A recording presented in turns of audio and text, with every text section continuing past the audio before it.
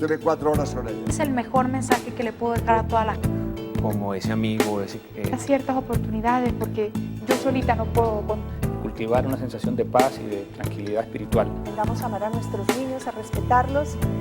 Orando y pidiendo perdón. Yo pienso que cuando hay sanidad y hay orden, hay como respeto hacia ti mismo. Para llevar este mensaje de fe, de amor, de esperanza, de salvación. Yo me levanto con una energía impresionante, yo digo que eso es Dios, o sea.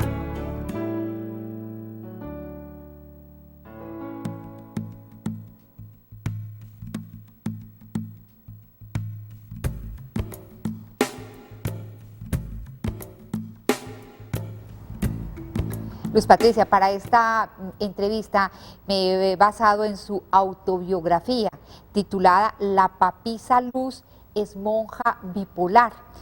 Un libro muy sincero y muy valiente, porque no debe ser nada fácil escribir cosas tan duras de uno mismo, ¿cierto? Correcto. ¿Cómo le digo con este libro?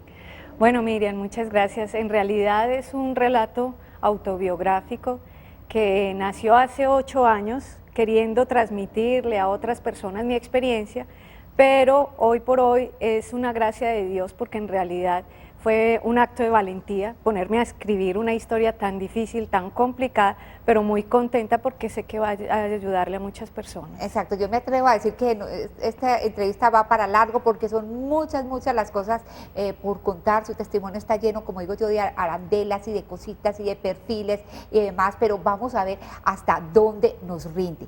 Por lo pronto, uno al leer La papisa Luz es monja bipolar piensa que de pronto el contenido es hasta simpático, la papisa Luz y demás, pero no tiene nada de gracioso, no tiene nada de cómico, no tiene nada de caricatura. Es un libro donde se habla de mucho dolor, de muchas heridas que afortunadamente ya han ido sanando, pero que se remontan a su infancia, cuando usted sufrió el primer rechazo por parte de su padre. Cuéntenos, por favor. Sí, bueno, desde el vientre materno yo ya venía con una sensación de rechazo, porque mi padre añoraba tener otro hijo varón, ya tenía uno y quería otro hijo. Y cuando yo tenía 4 o 5 añitos más o menos, alcancé a escucharle a él que él no quería una niña, que él quería un niño. Y esa conversación que le escuché, que la sostenía con un amigo, me quedó grabada para siempre, y ahí fue cuando yo empecé a querer ser un varoncito para darle gusto a mi papá, a tener comportamientos muy masculinos. Yo no jugaba a las muñecas, sino a los pistoleros, a los astronautas con mi hermano, y no sabía. Yo vine a tomar conciencia muchos años después que aquel acontecimiento me había marcado y había generado una grieta emocional que dejó secuelas por muchos años, y es lo que cuento en el libro. Usted trataba de llamar la atención poderosamente de su padre, de la gente que la rodeaba. ¿Cómo es eso de que llegó hasta practicar 6 deportes en una misma semana? Sí, yo era muy activa porque yo siempre quise llamar la atención. Yo quería parecerme a mi padre, él era y es todavía ciclista profesional, entonces yo practicaba el deporte, quería darle gusto a él en el niño que él deseaba. Y empecé a vincularme a toda clase de deportes, hasta con chiste cuento que boxeo, porque siendo muy pequeñita en primaria con una amiguita, peleábamos y éramos al estilo de boxeo. Ajá. Me metía en cualquier actividad, si fuera musical, aprender tiple, guitarra. Estaba en cualquier cosa que se me iba presentando, pero no perseveraba en nada. Hay una historia muy triste en este libro, y es que una vez usted se tiró, se arrojó como una niña a darle besos a su papá y se encontró con ese muro, ¿no? Efectivamente, esa es una de las grandes grietas que he podido sanar en la actualidad, sí, pero fue muy dolorosa para mí. Yo recuerdo que cuando él llegaba y entraba el carro al garaje, salíamos mi hermano y yo corriendo para darle un abrazo y un besito, y se me quedó grabada la imagen cuando él dijo: no más besitos, no más abrazos.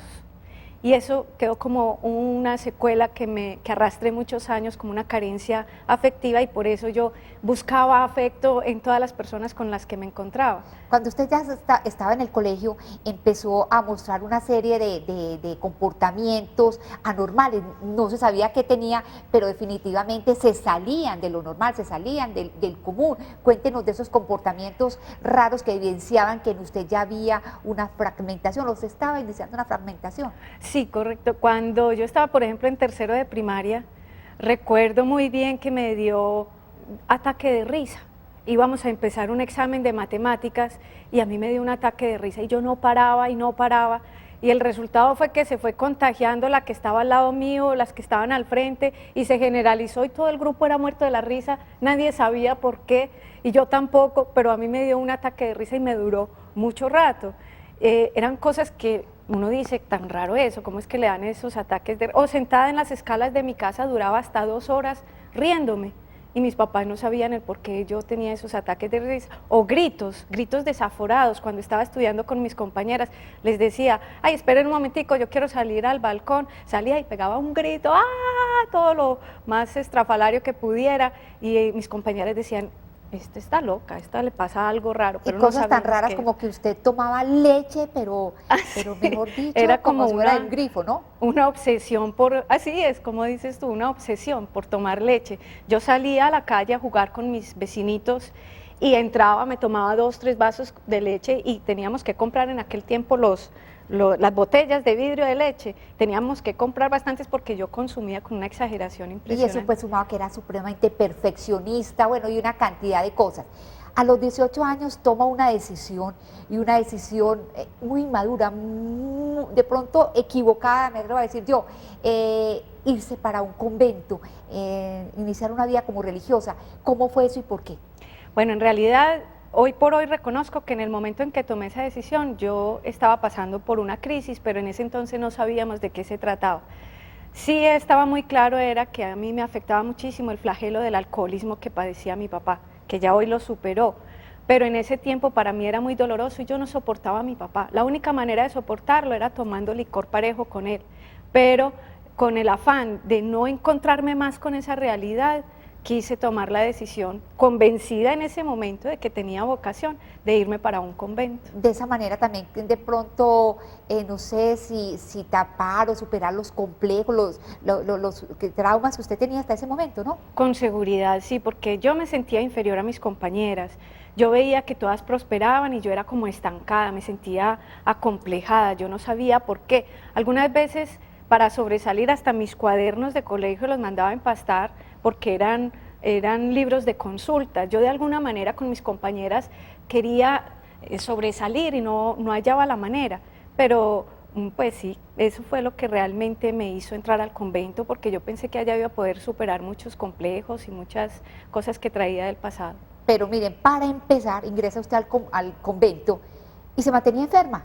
De todo, me daba hipoglicemia, somatizaba cualquier dificultad que tenía con enfermedades, me mantenía con gripas, no me sanaba de las gripas. Alguna vez hasta perdí la fuerza en las piernas y me estaba quedando inválida, no podía levantar ni 3 centímetros las piernas, me tuvieron que hacer terapias muy fuertes, pero era por eso, porque estaba somatizando una realidad interior que yo no sabía de qué se trataba, todavía en ese entonces la ignoraba. El problema era más profundo. Allá sufrió usted la primera crisis de manía. ¿Cómo fue eso? Relátenos, por favor. Sí, porque me empezaron a enviarme a algunos eventos de evangelización a otros lugares de Colombia y eso me apasionaba y me lo tomaba con tal obsesión que durante 6 meses, mientras preparaba a las colegialas que iban a ir conmigo, se me volvía una obsesión, una pasión y me entregaba con alma, vida y corazón, súper activa, súper productiva. Y después pasaba todo lo contrario, llegaba de la evangelización y caía era en una depresión, que ahí fue cuando realmente se supo qué era lo que tenía, a qué se debían mis comportamientos tan raros. Me llevaron donde un psiquiatra y él me diagnosticó esquizofrenia, pero era equivocado el diagnóstico. Más adelante se corrigió y quedó claro que mi condición era maníaco-depresiva o bipolar, como se llama ahora. ¿La hospitalizaron en esa oportunidad? En esa oportunidad sí, me tuvieron que llevar de urgencia porque yo estaba ya lista para suicidarme, para cortarme las venas estando aún en el convento, tenía las cuchillitas preparadas, iba para el acto sin miedo de ninguna índole, pero se presentó una circunstancia y me dio un ataque de histeria. Y gracias a ese ataque de histeria me llevaron donde el psiquiatra con urgencia y el psiquiatra dijo, de aquí para clínica de reposo porque esta mujer está mal. Ahora que habla de suicidio, usted en 2 oportunidades dentro del convento intentó suicidarse, afortunadamente pues fueron intentos fallidos, ¿no? Así es, la primera que te comenté que estaba dispuesta a cortarme las venas y la segunda, después de la hospitalización, me llevaron para la enfermería del convento y allá en algún momento se me olvidó tomarme hasta las 17 pastillas que me daban para tomar, entonces entré en un síndrome de abstinencia y un desespero impresionante. Yo iba para el corredor, me subí a un murito para lanzarme al patio del colegio. Yo estaba dispuesta, yo estaba en un grado de desespero impresionante, pero se acercó la religiosa que se encargaba de mí, se dio cuenta y de muy mal humor se acercó, me agarró y logró zafarme hasta que me pude tomar las pastillas y no sucedió nada. Esto de los suicidios y otros comportamientos totalmente anormales, ¿cómo es eso, Luz Patricia, que usted en un determinado momento entró en un completo mutismo? No aseaba su habitación, en fin, cuéntenos. Sí, mira, de todas las circunstancias que se le presentan a uno en la bipolaridad, bien sea manía o depresión, la depresión es terrible. La depresión es un sentido de vacío, de dejadez, de olvido de sí mismo, no le importa a uno absolutamente nada, mucho menos uno mismo. Yo lloraba horas seguidas sin saber por qué y entré en un mutismo que era todo lo contrario a cuando estaba en manía, que no paraba de hablar y hablaba hasta 24 horas seguidas y dejaba a la gente hasta aquí de tanto hablarles. En la depresión, al contrario, no me provocaba pronunciar ni una sola palabra. Eso es lo más parecido que hay a la muerte, una depresión. Y usted dice incluso que llegó a ir a clases así dopada, y que las niñas hicieran lo que quisieran, ¿no? Sí, yo llegaba y les decía a las 6:30 de la mañana, llegaba con el efecto del medicamento para dormir, y les decía que a pesar de tomar el medicamento no conciliaba el sueño. Entonces yo llegaba a clase y les decía, vea, les voy a pedir un favor, hagan lo que quieran, pero hablen pacífico para ver si yo logro dormir un rato. Entonces, claro, las alumnas decían, sí, tranquila, le cuidamos el sueño.